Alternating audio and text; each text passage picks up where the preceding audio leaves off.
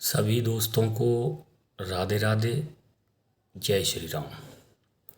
तो दोस्तों, मैं पिछले 2-3 दिन से काफ़ी मेहनत कर रहा हूँ। अब वो मैं मेहनत इसलिए कर रहा हूँ तो अपने सोशल मीडिया में, न्यूज़ में या आम लोगों में बहस छिड़ी हुई है कि अब की बार 400 पार, अब की बार 400 पार। मैं भी चाहता हूँ 400 पार हो जाए, पर चाहने से सब कुछ नहीं होता है। तो मैं जितनी नॉलेज रखता हूँ उसके हिसाब से मैं पिछले 3 दिन से बैठा हुआ था और मैं यही कैलकुलेशन कर रहा था कि बीजेपी की कितनी सीटें आ रही हैं। पिछली बार 330 सीट थी। इतना कन्फर्म है सीट बढ़ रही हैं। अब वो सीट कितनी बढ़ रही हैं, वो कैलकुलेशन कैसे किया जाए। तो फिर मैं ये पेन और ये कॉपी, तो इसको मैं लेके बैठा था। तो आप देख सकते हो। इसके अलावा भी ये ये मेन कैलकुलेशन है। तो ये सब था। तो मैंने इसमें राज्य, पिछली बार में राज्य में सीट कितनी है, पिछली बार बीजेपी की कितनी सीटें थीं और इसने इस बार कितनी आने वाली हैं, किस राज्य में कम हो रही हैं, किस राज्य में बढ़ रही हैं और किन किन राज्यों में जैसे थे। तो ये सब मैं बैठे बैठे कैलकुलेशन कर रहा था और मुझे परसों थोड़ी देर बैठा था। कल मैंने इसमें काफ़ी रिसर्च किया और मैं कल लगभग कर लिया था। तो जैसे शुरू करता हूँ अभी, ज़्यादा टाइम नहीं लूँगा, वीडियो बहुत लंबी हो जाएगी। तो जैसे मध्य प्रदेश में 29 सीट हैं टोटल। पिछली बार 28 थी बीजेपी की, इस बार भी लगभग 28 ही आएंगी। ऐसे ही राजस्थान में 25 सीट, पिछली बार 24 थी। एक मतलब बीजेपी के गठबंधन की सीट थी, निर्दलीय था। तो इस बार बीजेपी की मेरे हिसाब से राजस्थान में कुछ ही सीटें कम हो सकती हैं। तो मेरे हिसाब से यहाँ पे बीजेपी की 22 सीटें आने वाली हैं 25 में। अंडमान निकोबार में पहले एक सीट थी बीजेपी की, वहाँ कोई सीट नहीं थी, अभी भी नहीं है। आंध्र प्रदेश में 25 सीटें, 25 में बीजेपी की कोई नहीं थी। इस बार 5 सीटें आ सकती हैं, यहाँ बीजेपी की 5 सीटें बढ़ रही हैं। ऐसे ही अरुणाचल प्रदेश, वहाँ पे टोटल 2 सीटें हैं, बीजेपी की 2 थी और 2 ही रहेंगी। आसाम में टोटल 14 सीटें, पिछली बार बीजेपी की 9 सीट थी, इस बार 12 सीटें आ सकती हैं। यहाँ पे बीजेपी की 3 सीटें बढ़ रही हैं।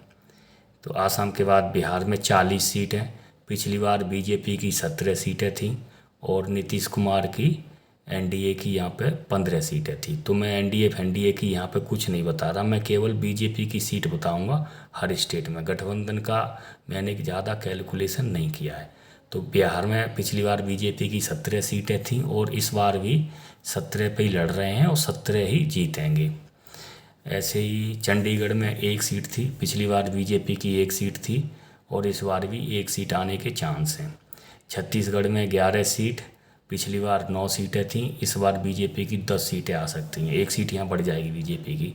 दादर एंड नगर हवेली एक सीट, बीजेपी की न पहले थी और न भी आने के चांस हैं।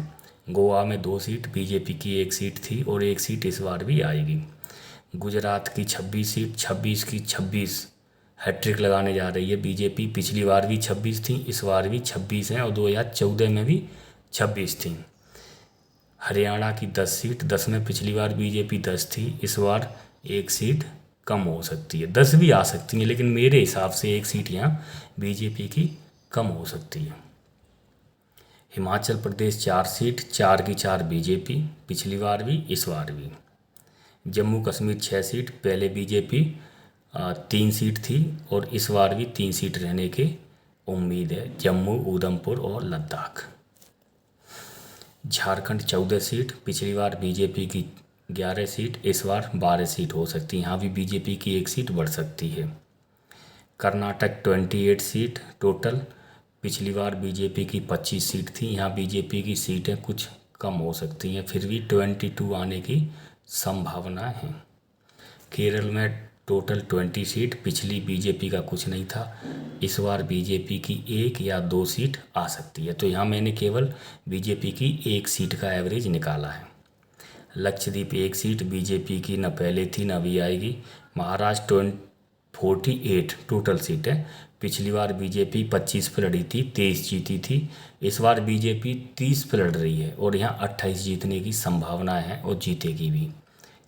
एनडीए की मैं यहाँ सीटें नहीं बता रहा। महाराष्ट्र में मणिपुर 2 सीट, बीजेपी 1 सीट, पिछली बार भी थी, इस बार भी आएगी। मेघालय 2 सीट, बीजेपी नील, अभी भी नील है।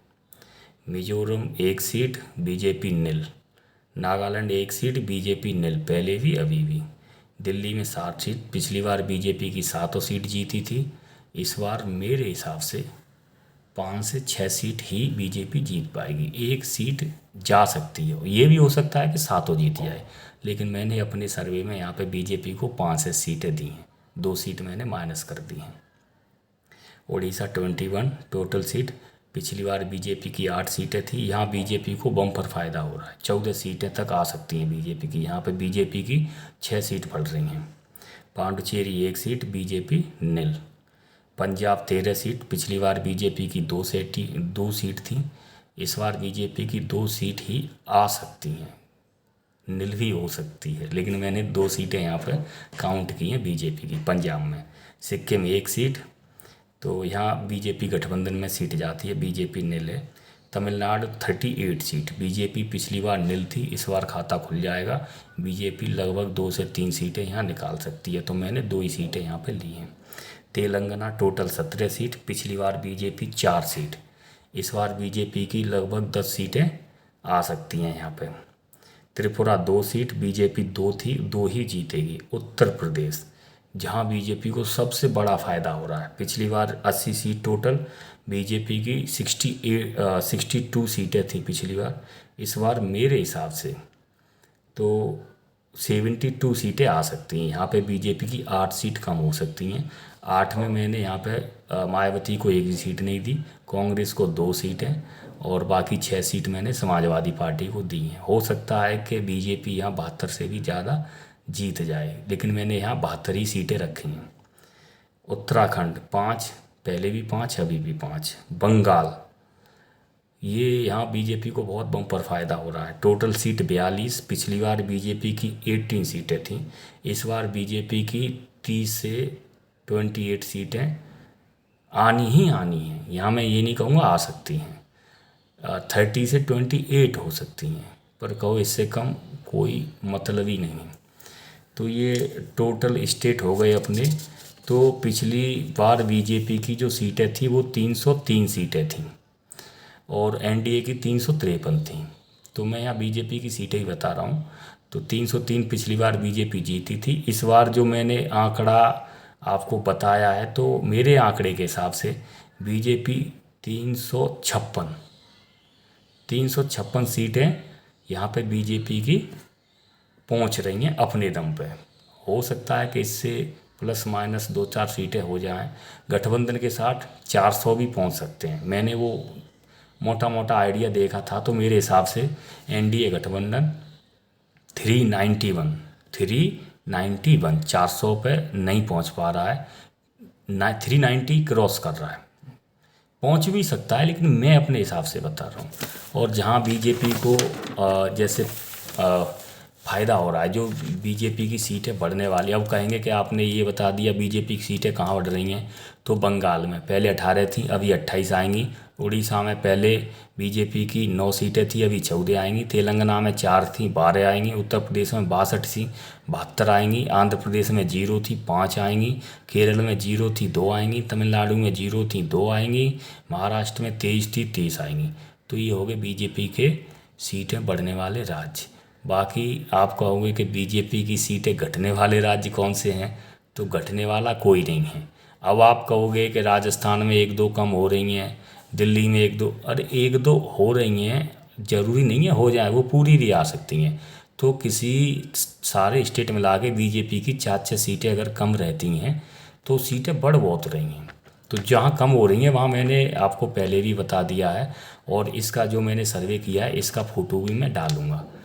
तो बीजेपी को जो नुकसान हो रहा है, या हम हिंदू हैं, और आप ये देखो कि जहाँ मुस्लिम और क्रिश्चियन ज़्यादा हैं वहाँ बीजेपी को सीटें नहीं मिल पाती हैं।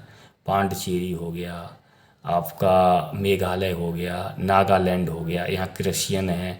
और ऐसे ही मणिपुर हो गया, वहाँ बीजेपी को हिंदू वाली एक सीट मिलती है और क्रिश्चियन वाली नहीं मिलती है।